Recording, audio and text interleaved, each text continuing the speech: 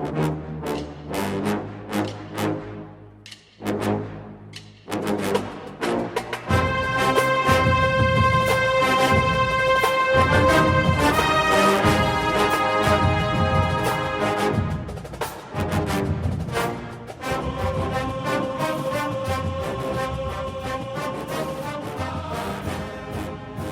morning, Bucknuts. Welcome to the Bucknuts Morning 5 here on Monday, July 22nd, 2019. I am Dave Biddle, very happy to be joined by Patrick Murphy. On today's show, Patrick and I are going to go game by game and predict Ohio State's 2019 football schedule. Mr. Murphy, we will start right at the top. The Fighting Lane Kiffins coming to town August 31st. Florida Atlantic. They are picked to win their division of Conference USA by Phil Steele. I found that interesting. How do you think? I mean, I'll just go. I'm going to shock everybody. I think Ohio State's going to win that game. How do you think it's going to go? Yeah, I'm in agreement. That's going to be quite the shocker. I think that game's interesting just because, obviously, the first true game under Ryan Day. Obviously, we had the three interim head coaching games last year. But, you know, as an Ohio State fan, I'm not concerned about Florida Atlantic. They do have some talent, some names that people who have watched first two seasons of Last Chance U might recognize, but Lane Kiffin's team I don't think will be too much for the Buckeyes in week one.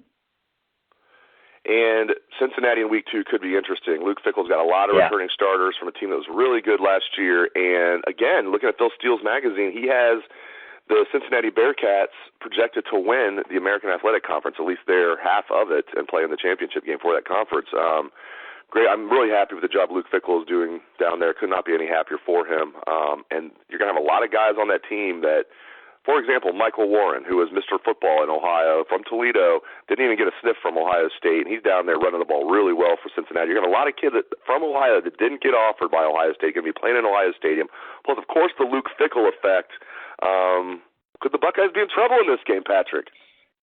I think this could be one of those nervy games. I think Ohio State wins, but of these first 4 games, 3 non-conference and 1 Big Ten game, this is probably the one that is most nervy, just because of what you said. You know, we've talked before about MAC schools that come in with Ohio kids motivated because, like you said, they didn't get Ohio State offers.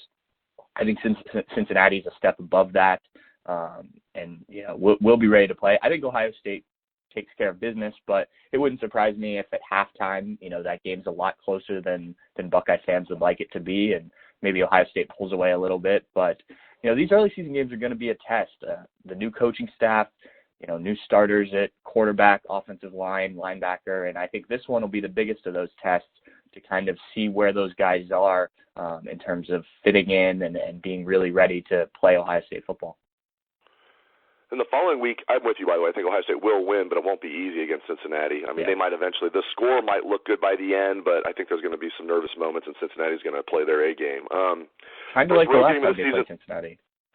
Yeah, it does. It does seem to get tricky sometimes against Cincinnati. I mean, even like the 2002 National Championship season, I mean, they really should have lost at Paul Brown Stadium to Cincinnati, and like a lot of games in that 2002 season is what I'm trying to say. A lot of games in that 2002 National Championship season, the Buckeyes found a way to win that game against Cincinnati. But man, that could have went either way. The following week, the first road game and the first Big Ten game of the season for the Buckeyes, all in one, at Indiana. People might laugh at Indiana. I get that. I've been guilty of that too. This Indiana team, they're 5-7 last year. They have 7 returning starters on each side of the ball. 7 on offense, 7 on defense. They got a couple quarterbacks they like. How do you see this one playing out in Bloomington? It tends to be a tricky situation for Ohio State when they go to Bloomington. I don't know why. You know, they always seem to figure out how to win the game, but you know, it's never easy.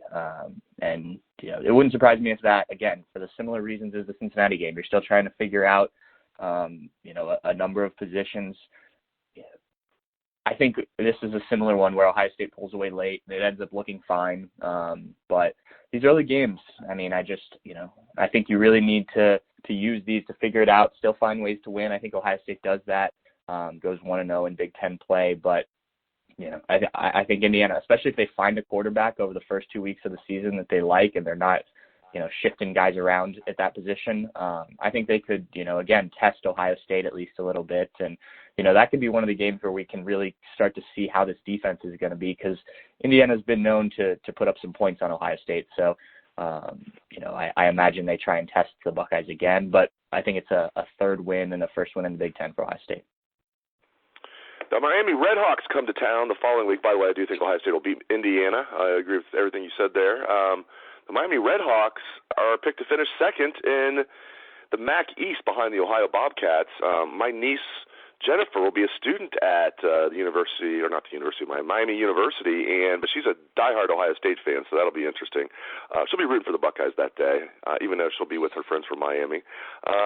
Again, though, Miami's not a joke of a team. I think everybody's from around the country is going to look at Ohio State's schedule.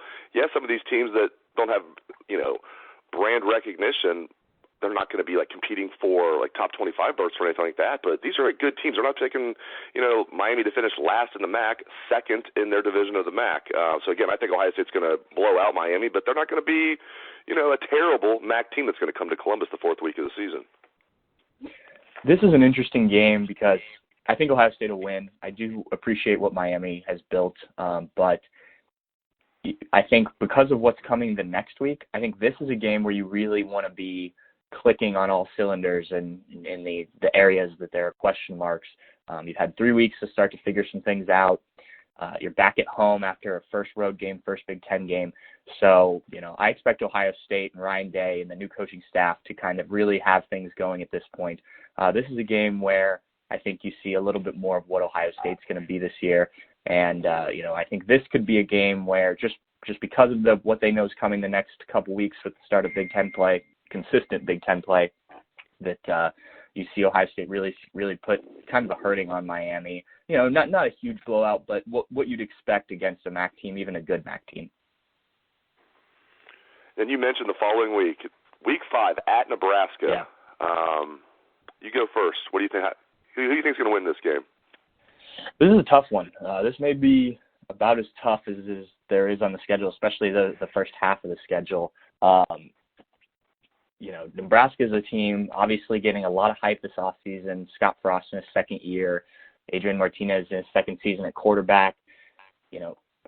I need to see it first. I believe they're going to be good. I believe they're going to make things very difficult for Ohio State. This could be one of those tough games. Obviously, Ryan Day's first major test on the road as the full-time head coach. But I think Ohio State continues the streak against Nebraska and gets a win in Lincoln. It'll be close. It's going to be a fun game. I've enjoyed my trips to Lincoln, but I think Ohio State does it, but in very close fashion. And Nebraska still gained some respect out of that game, and it shows that they're moving in the right direction. But I just don't think they're quite there yet with the recruiting and whatnot. And Ohio State manages to pull out a win. Yeah, I've been on record that Ohio State's going to slip up one time in the regular season. I say that they're going to go 11-1, but still win the Big Ten East, still go to the Big Ten championship game, and I have them winning the Big Ten championship and going to the playoff at 12-1. But I do have them losing a game, and when I mentioned that, I didn't pick which game. I just thought they were going to slip up one time, but for the sake of this show, I'm going to say the one time they're going to slip up is going to be at Nebraska. Everything you said is true. I think their defense still needs to, but by far they still need to prove it. I think their offense is going to be humming. I think Martinez is going to be excellent. Scott Frost is brilliant, and I just like what he's doing there. Their defense will be improved, but I'm not sure how much. But I think that one day, that one night probably, they're going to give Ohio State all they can handle and probably pull out a close win, I'll say. So I'll say Nebraska wins that one. And all right, so you have it 5-0. I have it 4-1 going into the Michigan State game here in Columbus October 5th before their first off week. How do you see the game against the Spartans going on October 5th? This one's always interesting, those games right after you play a big game, especially an away game. I imagine the Nebraska game will be at night unless the Fox schedule makes it a noon game. But how you come back and respond, we already know the Michigan State game will be a 7:30 kick. So, we saw it last year. Ohio State has a great win against Penn State, goes back to and plays against Purdue, or goes, I guess that's 2 years ago, against Iowa, and you have a letdown. But, I'm not overly scared of Michigan State. I think they're still trying to figure things out. I think Ohio State does win that game, but it wouldn't surprise me if it's maybe a sluggish kind of battle that we've seen between Ohio State and Michigan State in recent years. Yep, I have Ohio State winning that game. Michigan State's going to be good. They have a lot of returning starters back. Their defense will be stout.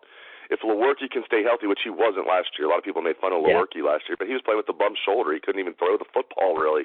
Kind of an important thing to be able to do if you're a quarterback. So he was pretty good as a sophomore in 2017. Not against Ohio State he was. Ohio State blew the doors off of them. But overall, Lewerke was pretty good as a third-year sophomore in 2017. If he can stay healthy and take that next step as a fifth-year senior, I actually think Michigan State's going to be a good team this year, but I do think Ohio State's going to get the job done, especially if they do lose in Nebraska. And hopefully I'm wrong about that, Bucknutters. People are going to be mad at me that I'm picking them to lose one game, but especially if they lose in Nebraska, I expect them to come back and just take care of business big time against Michigan State. Hopefully they're sitting there at 6-0 after the Michigan State game. We'll see. But, I have them beating Michigan State. Then they go into their first off week, October 12th. They don't play, and then kind of a weird thing. They play on a Friday night at Northwestern, October 18th. It'll be a night game. Northwestern is also off of a bye. We know Northwestern is going to be always a solid team, especially in their little stadium there. They got Hunter Johnson coming in at quarterback. I think he's going to be really good for them. He was a five-star quarterback. The only reason he transferred from Clemson is we know Clemson had some good quarterbacks there. How do you think this game in Evanston on a Friday night is going to go, Patrick? This is the one that's I'm probably most concerned about, maybe right on par with the Nebraska game, because, like you said, it's a Friday. It's a weird week because they, don't get to prepare their normal way. Now, having to bye the week before certainly helps because you can adjust, your schedule accordingly. But, going to Northwestern the last time they were there, it was a tricky game. This is a Northwestern team that played them pretty tough in the Big Ten championship game. Obviously, Ohio State pulled away. I like Hunter Johnson. I think he's going to be very good there, especially, halfway through the season here when he's had time to adjust and get into a rhythm. This is where I think Ohio State loses. I think Ohio State loses this one, not in any sort of blowout fashion like we've seen in recent years, but a close one where Northwestern gets a little bit of revenge for last year's Big Ten championship game. I don't think it'll be, considered a really bad loss. I don't expect Northwestern to be a ranked team or anything, but Ohio State keeps it relatively close, keeps it close for sure, and is still in the hunt, but does suffer their first loss of the year here. Yeah, first loss at Evanston. Shades of 2004 going over there and losing in overtime. That was like the first time in the modern era of college football that Ohio State had lost to Northwestern.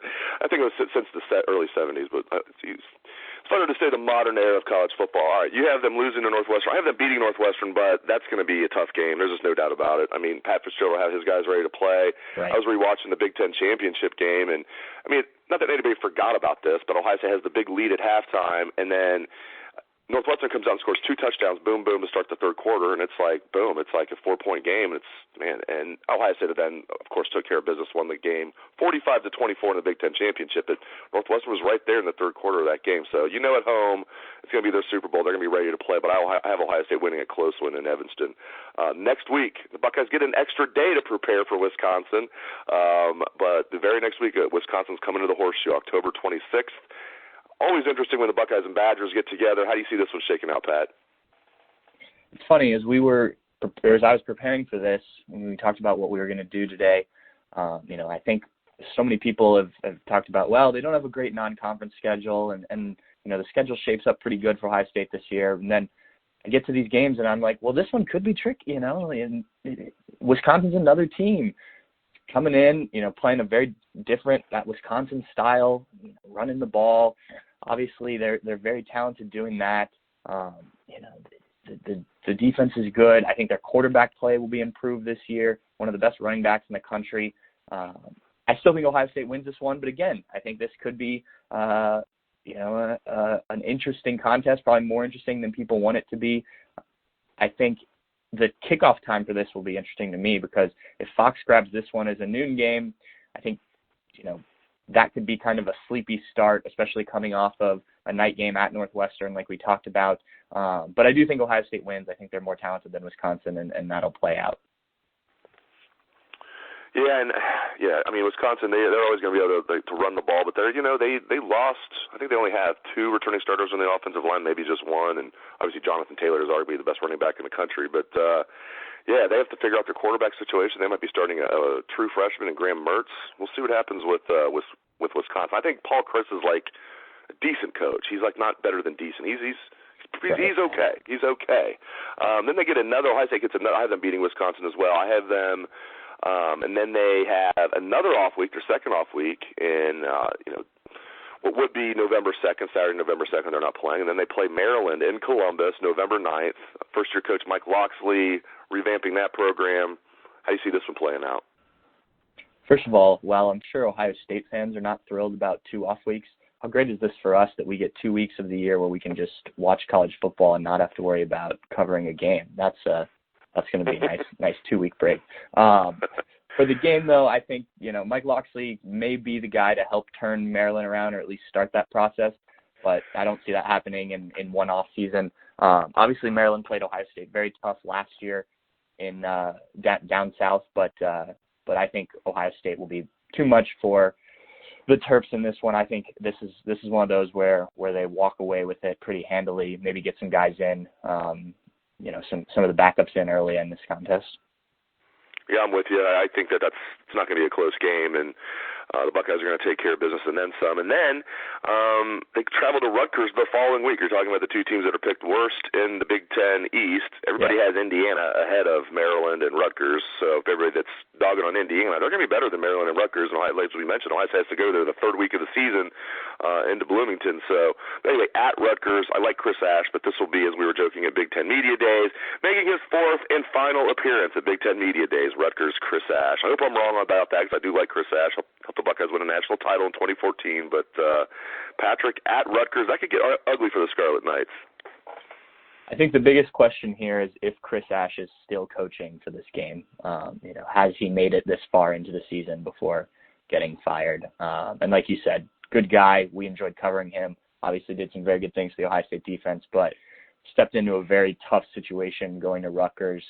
Got some head coaching experience, which I think will help him down the road. But, I think Ohio State will face a Rutgers team with a very poor record, maybe even no wins at this point. I'd have to look at their schedule. But, the last few trips to Piscataway have not gone well for Rutgers when Ohio State's come to town. I don't think this one will either. I think Ohio State runs through this game pretty convincingly. So that sets the stage for the final 2 weeks. So if we're right, Ohio State's going to be sitting there with a 9-1 record after 10 weeks and very much in the college football playoff discussion. If they're sitting there at 9-1 with I have them a close loss to Nebraska. You have them a close loss to Northwestern. Those are not games that are going to kill Ohio State. They just can't afford to lose to a bad team by 30 like they've done a few times. Right. But they're sitting there at 9-1 with 2 weeks left. They are right in the middle of the playoff discussion. So let's get with it. November 23rd, Penn State comes to town, second to last week of the season. How do you see that one playing out? I'm not buying the Penn State. I mean, not that there's a ton of hype around Penn State of late, especially in recruiting, but I think this is going to be a step back for Penn State. I think without the offensive weapons they've had, and I know they've recruited well in recent years, but it's just looking at their roster, looking at the talent. I think it's just one of those years where because you haven't recruited at, not to quote James Franklin, but an elite level consistently, you're going to have a year where you take a step back, and I think this is going to be this year. I can see this team, having 3 losses or so and being kind of in the middle of that Big Ten East instead of up towards the top where they've been recently. I think they'll still give Ohio State a game. They always do. Well, not always, but usually do. But I think this will be a good game, but an Ohio State win, setting up obviously the next week in Ann Arbor. Yeah, it's just weird seeing Penn State so late in the season, especially right before the Michigan game. That's just so rare. Usually they play Penn State kind of middle of the year, but I think it's somewhat of a bad. I mean, Penn State's always going to have talent, but with a new quarterback coming to Columbus, I think it's going to be, for Penn State standards, a bit of a down year. I could see them going 8-4, and that's not going to be an easy game for Ohio State. It never is against Penn State. Rarely is. I guess it was the year when Bill O'Brien was still here. I think in 2013, Ohio State won 63-14, paying Penn State back finally for 1994 when Penn State beat Ohio State 63-14. But it's usually a pretty close game, and I do think Ohio State's going to win that game and then get ready for that team up north the following week at Michigan, November 30th. Jim Harbaugh agrees. He thinks he's the favorite. Everybody's touting Michigan. We'll see. You go first. How do you see that game playing out, Patrick? Ooh, this is going to be interesting. Everyone's talked about it. This is Jim Harbaugh's chance, not only to beat the Buckeyes for the first time with no Urban Meyer on the sideline, but also potentially win the Big Ten. This is a Michigan team that could come in with a very similar record, maybe even a undefeated record into this game. A lot of pressure, especially playing at home, but also want revenge for last year, the blowout in Columbus. I've gone back and forth on this game, and not just as we're talking about this, but in talking to people and whatnot. I'm going to say Ohio State wins. I don't feel great about that. I think, I want to see Michigan play a few weeks before I really make a firm prediction on this. And obviously, we can change our minds before we get to November on how we feel about this game. But I'm going to say Ohio State wins, setting them up to go back to the Big Ten championship game. But I think this is going to be one of those classic dogfight Ohio State-Michigan games. I'll be really interested to see how Ryan Day approaches it. Obviously, he's talked the talk about keeping the tradition alive, how Urban Meyer handled everything about Michigan. But, it's different when, you didn't grow up in it. I think that was one of the great things about Tressel and Urban Meyer was they knew what this rivalry meant. They could make sure the players, even especially the guys from out of state, understood that. And I think that's important. I think that's something that maybe Michigan hasn't had as much. So, can Ryan Day keep that up? Do they really have, that same level of intensity in this game? If they do, I think Ohio State's the more talented team. It being in Ann Arbor, it doesn't scare me. I don't think it should scare them. That place, while an interesting stadium, doesn't hold sound in well. It's not a crazy, intimidating environment compared to some of the other stadiums that Ohio State goes to. So I think Ohio State can get one in this game, continue the streak, take it to 8-0, and give Ryan Day his first win. But it's going to be very interesting, going to be very close, and I reserve the right to make a change on that one if all of a sudden Ohio State looks sluggish through the first 6 weeks and Michigan looks like gangbangers or something. Yeah, hopefully they don't look like gangbangers. That wouldn't be good. Gangbusters, is that what I meant? Or gangbusters, whatever. I think this is going to be a tough game. If you're Michigan, you got to feel like now or never, right? Get Ohio State at home, first-year head coach. Michigan's got a lot of returning starters. They've lost some key guys on defense. Ohio State has more defensive returning starters than Michigan does. Including Michigan only has 5 returning starters. Yeah, and 2 of their coaches, exactly. Yeah, they poached Madison and Al Washington. And I love what Ohio State did with their staff, especially Jeff Hafley.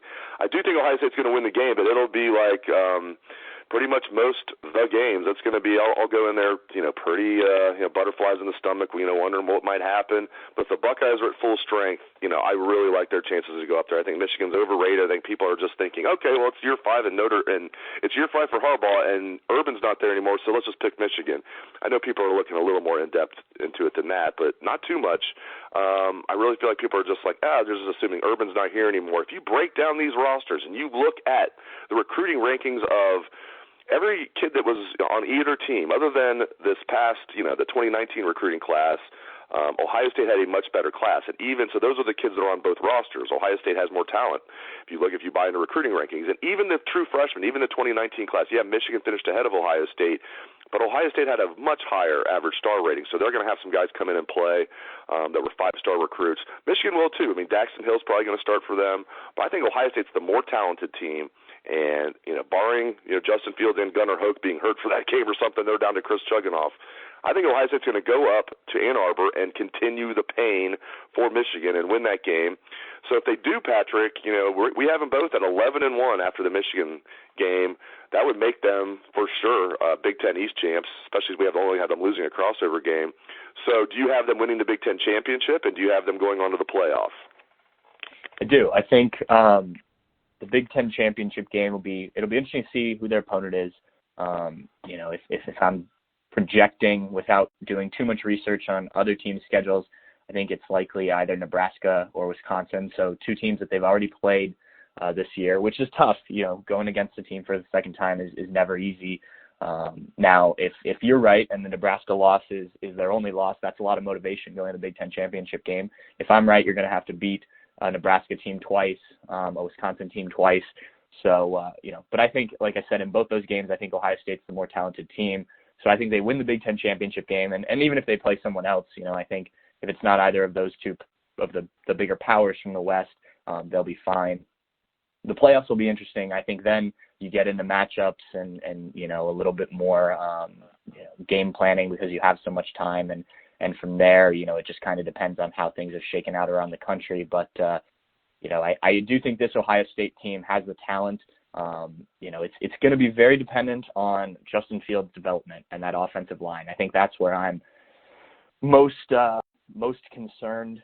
If those things don't come together, and I think they will, I think they'll be fine. I do think it'll take Justin Fields some time to get into the flow of things, but I think once the season starts going, kind of like we saw with Dwayne Haskins last year, once things really start going, he's going to become much closer to the quarterback that everyone saw coming out of high school than what we saw in the spring game. And, that offense will be humming. The defense, I a lot of faith in these defensive coaches. I like everything we heard and saw in the spring. So I think they have enough. And I like Ryan Day. A first-year head coach is always a little bit nervy, especially at a place like Ohio State, but I think he's the man for the job. And I think he proves that getting Ohio State to the playoffs in his first year. I don't know if this team goes on and wins a national championship in year one, but I think, they really set the standard that, hey, Urban Meyer may be gone, but this is still Ohio State. We're still going to roll through teams, and we're going to get back to the playoffs with a very good season. Very well said. I've been very impressed with everything Ryan Day has done. We'll see if he can carry it into the season. I think he will. It's easy to win the off season, but sure. I've been so impressed with everything he's done, putting his staff together, recruiting, the way he handles his business with the media, and just everything he does across the board. I've been very impressed with him. I think Gene Smith did a good job there. And initially, as you know, I was kind of thinking, nothing against Ryan Day, but I was thinking, why are you not doing a national search? If you do a national search, sure, bringing guys to interview them, and Ryan Day's still your guy, then he's still your guy. What's the problem? Are you worried about you're going to offend him if you bring in other people to interview? But I see why they did it. They knew they had their guy, and I think Ohio State's in excellent hands with Ryan Day. We're in excellent hands with Patrick Murphy. That was a fun show, my friend. Really appreciate it, Patrick, and thanks to all listeners out there for tuning into the show. I hope everyone has a great day. Let's hear that Buckeye swag, best damn band in the land.